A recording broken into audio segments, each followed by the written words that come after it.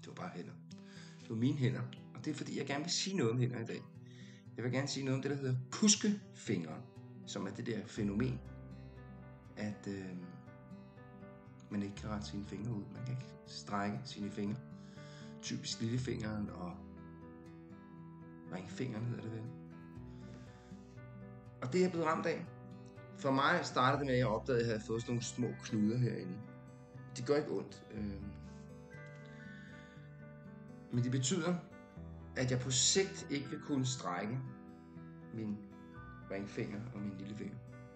Prøv at se, fandt ud af, at man skal lave sådan en prøve, så man kan se, hvor hårdt ramt man er. Så jeg rykker lige kameraet, så kan du se, hvad der er, jeg gør. Prøv at se. Jeg presser mine håndflader ned i bordet, mine hænder ned i bordet, så siger jeg tommelfinger, pegefinger, og så den midterste finger, som hedder noget frækt nogle gange. Og så ringfinger, det går fint. Ikke helt så fint. Lillefingeren, der kan jeg lige løfte den højre. Den venstre, not so much.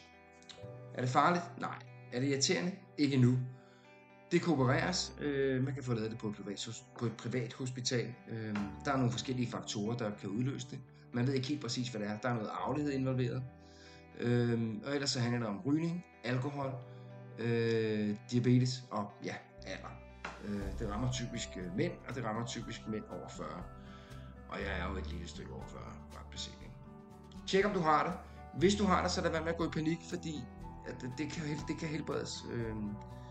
Jeg ved ikke hvor langt. Altså jeg tror nok det er sådan, at hvis man får lavet den operation, og man får skåret det her væsen over,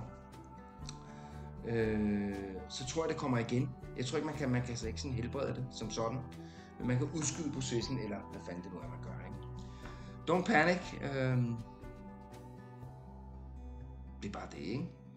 Men du skal holde øje med dine hænder også, fordi altså, der er jo alt muligt, man skal holde øje med, når man er ved at blive lidt gammelt røvhul. Altså, ikke en gammel tosser, vel? Det er vi jo ikke. Vi er gamle røvhuller, ikke gamle tosser. Det er noget andet. Vi ses.